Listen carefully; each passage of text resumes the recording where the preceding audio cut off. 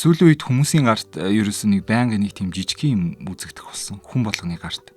Тэгэл хаасайгуу тэрийг хөхөөл ингээл утаа баагуулаад байдаг. Тэр нь бол угаасаа бидний мэдж байгаа веб. Тэгээ өнөөдөр вебний талаар анхны бичлэгээр вебний талаар ярихаар би шийдээд нэг жоох мэдээлэл бэлтгэлээ. Тэгээд веб нь болохоор вебийг ерөөсөө олон янзаар аягүй их нэрлэдэг байсан юм байлээ. E-cigarette, Vaporfen, Pipe, Relax буюу бидний нүмэд хэрэглэдэг Relix, Moti гэдэг аягүй олон янзаар нэрлэдэг. Гэхдээ ер нь бол бүгдээрээ яг адилхан. Ажиллах зарчим нь болохоор бүгд шингэнийг халааж утаа болгодог. Тэгээд гоё амттай, маш олон амттай, бүр чипт хоёрын толгойдох үснээс илүү олон амттай. Тэгээд хамгийн сонирхолтой нэг сүүлийн 10 жилд вебний хэрэглээ асар ихссэн. Тэгсэн мөртлөө яг сүүлийн 10 жилд бол яг ингээд үүсээд хөгжсөн зүйл юм уу гэхээр үгүй. Үүсээд бараг 100 гаруй жил болсон гэж байгаа. Joseph Robinson гэдэг хүн 1927 онд анхны яг механик бутан vaporizer гэдэг зүйлийг бүтээсэн. Бутан гэдэг нь болохоор химийн бодис, тэгээ vaporizer гэдэг нь болохоор одоо утаажуулагч, өөрөө яг веб, ер нь бол веб гэсэн үг. Гэхдээ яг анх энэ бүтээлийг хийхдээ айгу цагаахан сэтгэлээр гэх юм уу гоё юугаар сэтлэр хийж исэн. Тэмдэглэх зорилтоор биш. Им удаг хүмүүс имээ татаж хэрэглэх зорилтоор нь үйлдвэрлэж исэн. Тэгээд энэ бүтээлд болохоор 1930 онд патент авч исэн юм байлээ. Тэгээд анч харамсалтай нь яг амжилттай бүтээгдэхүүн болж чадаагүй. Тэгээд тэр цагаас хойш ер нь бол адилхан бүтээл хийхийг оролцсон хүмүүс айгүй олон байсан. Тэгээд тэрэн дундаас цойлж гарсан хүн нь болохоор Herbert A. Gilbert гэдэг нэртэй хүн. Herbert A. Gilbert. 1960-аад оны үеэр болохоор Herbert гэдэг хүн маань өөрөө Пенсильвани мужийн Beaver Falls гэдэг газар амьдарч исэн.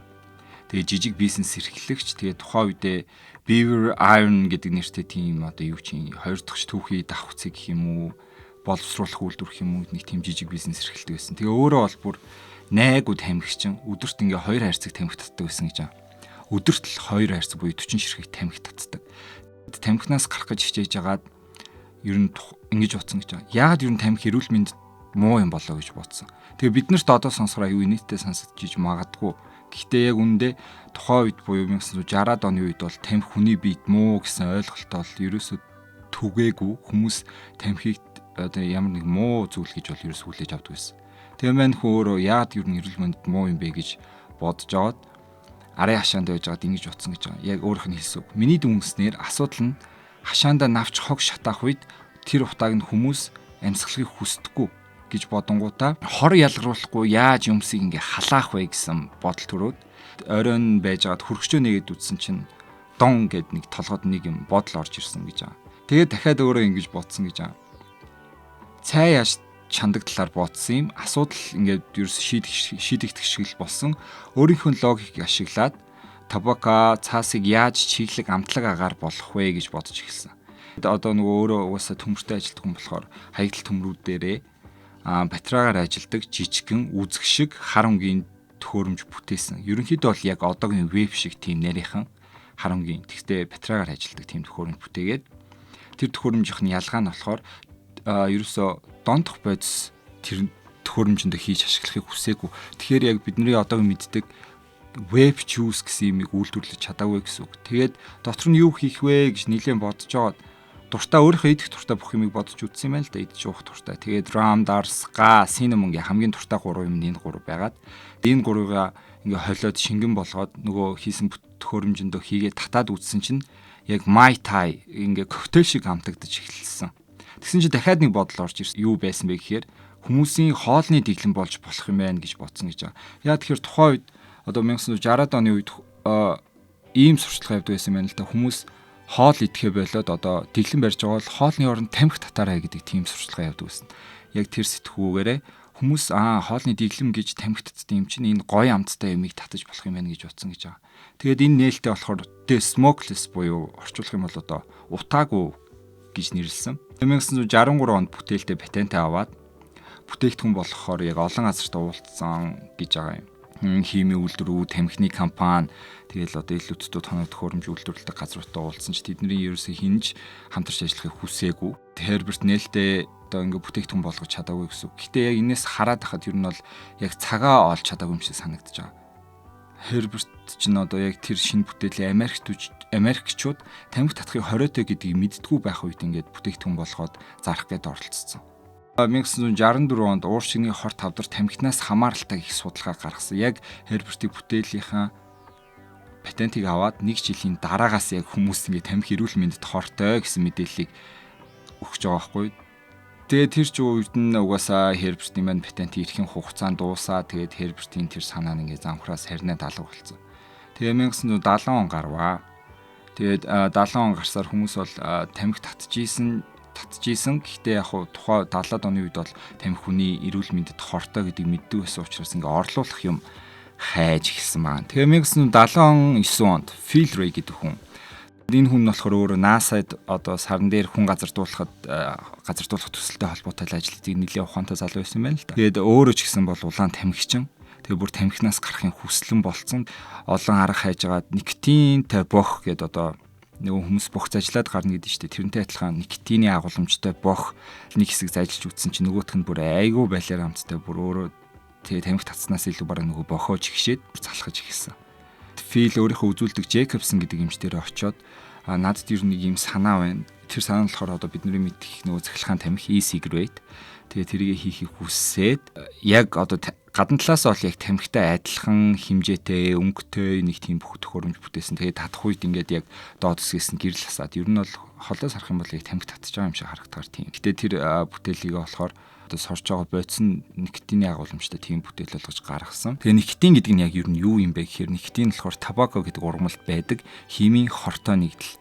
Хүмүүс болохоор Phil-ийн бүтээсэн тэр никотинтэй vape-ийг нь тамхинаас гаргадаг бохтой ер нь ерөөсөө ялгаа алга бухнаас ерөөсөө ялгаа алга яг адилхан юм байна гэж нэлийн маргаан үүссэн. Phil Ray маань болохоор энэ төхөөрөмж өөрөө favor буюу одоо тус гэж нэрлсэн байдаг. Үйлдвэрлэлээ зах зээл гарах гэсэн чинь мэрэгжлийн хэлтийн газраас нь хориг тавиад ерөнхийдөө бол барах хар тамхи гэж үндэслээд хориг тавьсан. Одоо бодоод хахад гэхдээ зүгээр л никотины агуулмжтай байж яагаад хар тамхи гэж хориг тавьсан амир энэ зүгээр бараг цэвэр никотин агуулж байгаа татдаг тамхиг хориглоог мөртлөө энэ хүний никотины агуулмжтай бодистой vape гэдэг бүтээлийг нь хориглоод ирсэн ба. Энэ үеэс л ер нь бол тамхи vape хоёрын яг ингээ гол өрсөлдөж эхэлж байгаа юм л да. Ер нь бол vape-ний juice-нд яг юу байдаг вэ гэхээр цэвэр никотин байдаг. Phil Ray гэдэг хүн маань бас анх vaping гэдэг үгийг гаргасан хүн юм байлээ. Ер нь бол гэхдээ Phil Ray энэ юу нь яг тухайн үед бол нэлээд сайн явсан энэ бүтээл нь. Нэлээд сайн яваад хүмүүс ч мэддэг болоод тэгээд хэсэг бүлэг татдаг хүмүүс бол байсан. Гэхдээ яг одоогийн vape шиг бол газар авч чадаагүй. Тэгээд 1990-ад оны үед Hon Lee гэдэг хятад хүн өөрөө болохоор хятадын одоо уламжилт ангаах ухааны имчилгээгээр суралцдаг. Тэгээ бас л тамхичин. Бүр арай л дэндүү тамхич. Өглөөс ирээ тамхи татна, байнга татна, шүршүрт орохдоо тамхи татна. Тэгээ өдрийн цагаар буюу одоо үд дүнд дуусахад 2 хайрцаг тамхи татаад дуусгачдаг байсан гэж байгаа. Тэгээ орой олон дээрээ 3 дахь хайрцаг задлаад эхэлдэг. Хооны аав нь бас өөр тамхичин байсан. Уушгины хор тавдраар өнгөрсөн юм байлээ. Тэгээд яг аавыгаа өнгөрөх үед л өөр яг ухаарад тамхинаас гарыг гэж шийдээд никотины наалт нааж эхэлсэн. Никотины наалт нь яг ингээд хүний нөгөө никотины хэрэгцээг ингээ хангаад байгаа ч гэсэн нөгөө амандаа байнга тамхи зуудаг хүслийг нь бол ерөөсөө зогсоож чадахгүйсэн. Байсыг л амандаа нэг тамхи зуугаас орчмор санагдаад байсан. Тэгээ нэг орой нилийн амир хар дарсан зүүтлээд маргаашсан сэрхтээ өөр хүн болж төрсөн гэж өөрөө хэлж байгаа. Никотины наалт нахарч бид нь бол байнга никотин буюу тэр химийн нэгдэл ингээ орж байгаа гэсэн үг шүү дээ. Тамхинаас гарах арга замаа хятадын уламж дэмжлэгээнээс хайж гисэн маань. Тэгж хайж явсараа сүүл рүүгээ өөрөө 2003 онд өөрийнхөө анхны e-cigarette-ийг бүтээсэн. Vape-нд тэгээд бүтээсэн vape-нд нь болохоор ultrasonic atomizer гэж нэг тийм одоо төхөөрөмжтэй гэх юм уу? Юмтай ууршуулдаг, чичиргээний аргаар ууршуулдаг нэг тийм төхөөрөмжтэй. Тэгээд тэр чичиргээ нь болохоор шингэнийг ингээд маш бага хэмжээтэй буюу бараг дуслаар оруулаад ингээд утаа болгоод тэгээ гарч байгаа утаа нь болохоор ердийн тамхинаас болохоор бүр арай их гоё ингээд агаарт тархаж гардаг байсан айгу өөрт нь кайфтай байсан. Тэгээд хоон бүтээгдэхүүн болгож гаргаад үйлдвэрлэл хийгээд Америкийн зах зээлд борлуулж эхэлсэн байгаа. Америкийн зах зээлийн борлуулалт нь ч гэсэн ер нь бол нэлээд сайн байсан. Тэгээд тэгж явсараа эцэст нь Imperial Tobacco Group гэдэг газар бүр нэлээд том тамхины үйлдвэр шүү дээ. Энэ газар яг тэр бүтээлийг нь 73 сая $. Худалдаж авсан.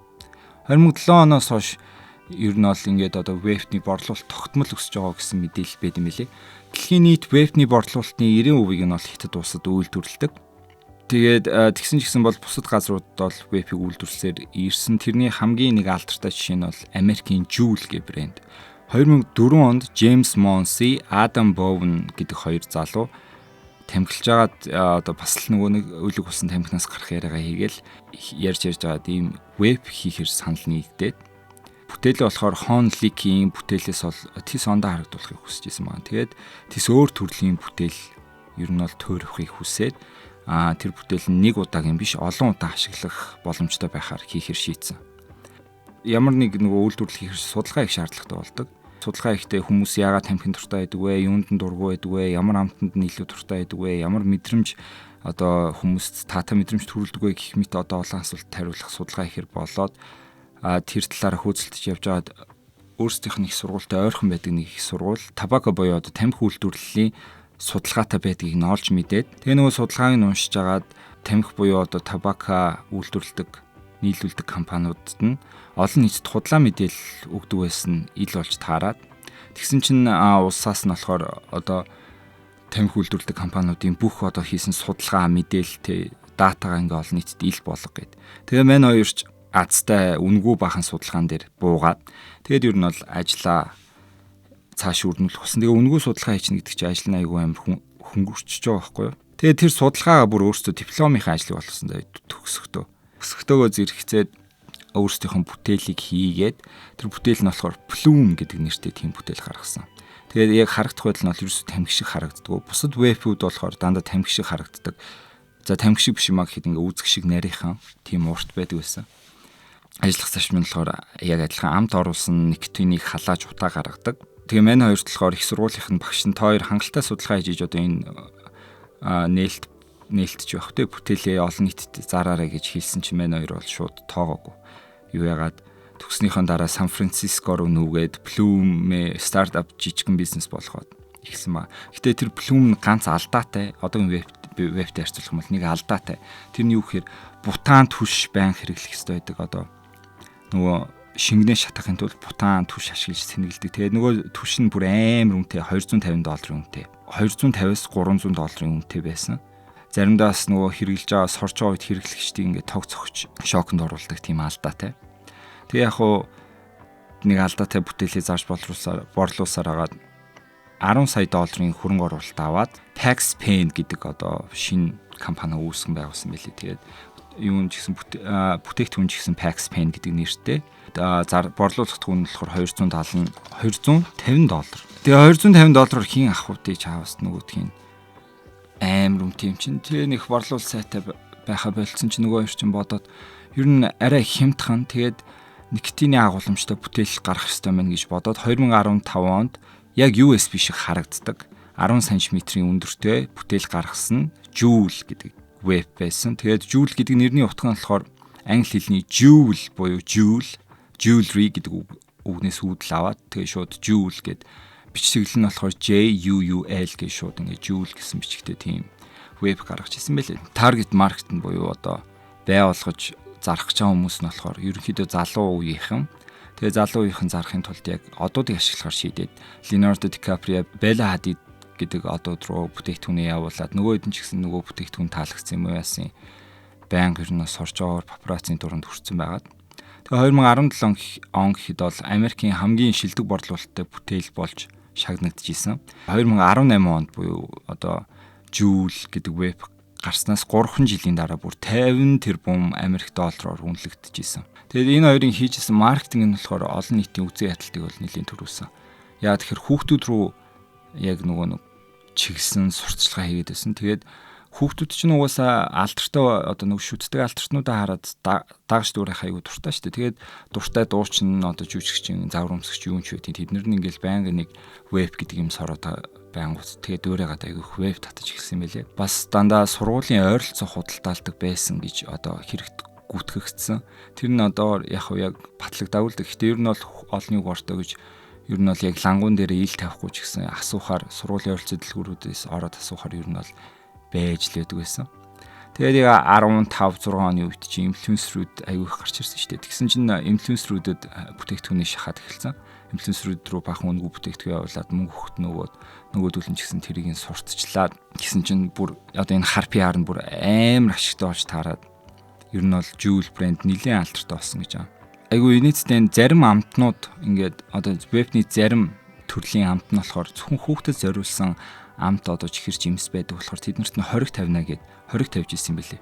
Тэгснээ айгу балаанд бүр гааны амттай вебэнд хориг тавьж тэнэгдсэн байдаг юм билээ. Зүгээр засгийн газрын тавьсан жүжиг гэх юм уу. Гааны хүүхдүүднийх гаан туртай байгаад ахын чаашийн тэрний оронд одоо юу гэдэг гүзээлцгэнтэй ч юм уу манготой төрлийн хорьсон бол бас арай өөрлөх байсан баг л та.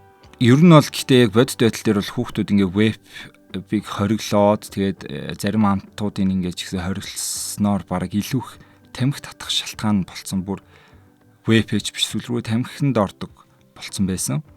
Тэгээ 2019 онд Хойд Каролинагийн захирагч Juul-ийн эсрэг шүүхт зарга гаргаад тэгсэн чинь Juul компани болохоор $40 сая веб-ийг хориглох аянд хандвсан байт юм билээ.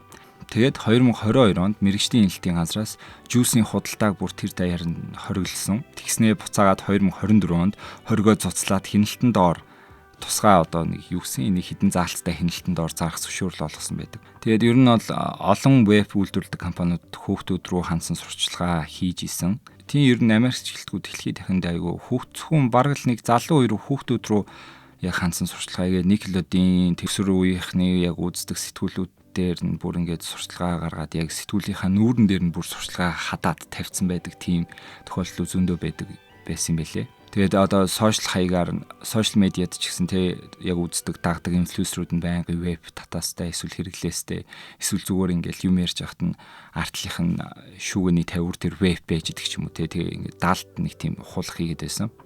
Тэгээ цахим хайгуу хүүхдүүд зориулж бүр хүүхдүүдийн хүүхэлтэй өсдөг суугаар нүртэл ингээд зар сурчлагаа цацдаг байсан байлээ. Хүүхдүүдийн яг судалгаагаар бол хүүхдүүдийн 78% нь вебний сурчлагааг ямар нэгэн байдлаар ингээд зурагтаас юм уу сэтгүүлээс харсан байдаг бол насанд хүрэгчдийн 63% нь вебэнд нэгтийн агуулгадаг гэдгийг мэдээгүй байдаг. Тэгээд American Lung Association буюу Америкийн одоо эрүүл уушигны холбоо гэх юм уу? Тийм газраас нэг судалгаа гаргасан байдаг. Тэгээд энгийн одоо янжуур тамхи буюу утаат тамхинд 600 төрлийн химийн хорт бодис агуулгаддаг. Тэгээд тэрийг одоо гал өгөөд шатаагаад сорох үед 7000 болж үржээд тэгээд тэр 7000 төрлийн химийн бодисоос нь 60 гаруй нь хорт хавдар үүсгэгч байдаг. 2020 онд хийгдсэн судалгаагаар болохоор вебэнд 2000 гаруй химийн бодис байдаг гэж гарсан юм билээ. Зарим хүмүүс зүгээр одоо вебний шингэнийг болохоор зүгээр л ус никотин гэж боддог байсан бас энэ судалгаанд бичигдсэн байлээ. Тэгээд European Addiction Research сэтгүүл дээр болохоор 2014 онд нэг судалгаа хийгээд нийтэлсэн байсан. Веб нь тамхинаас 95%-аар одоо бага хортой гэсэн тийм судалгаа гаргасан байл. Тэр нь яг үн ч юм уу худлаа ч юм уу одоогор бол мэддэхгүй. Гэхдээ ерөнхийдөө бол никотин гэдэг химийн нэгдэл нь болохоор хүний биед маш хортой. Оюуны чадамжинд бол ноцтой нөлөөлдөг, ой санамжинд нөлөөлдөг. Тэгээ тийм болохоор ялангуяа хүүхдүүд буюу одоо тархинд хөгжиж байгаа үе дээрээ хэрэглэх юм бол илүү одоо тархинд өвчиж цааш хөгжих боломжгүй болдог. Тэгэхээр хүүхдүүд бол ядаж өөрсдөө хордуулах жаолны 21 хүрээ тархинд бүрэн гүйцэд хөгжсөний дараа тэр тархиа алах хэрэгтэй л байгаа юм л та. Үнэхээр өөрийгөө хордуулж алмаар байгаа юм бол тэрнээс ч нэг 13 дөрөвтэй байхдаа никотины агуулмжтай веб одоо өөр юу гэдэг тамхи мети юм бол хэрэглэх ямар ч хэрэггүй.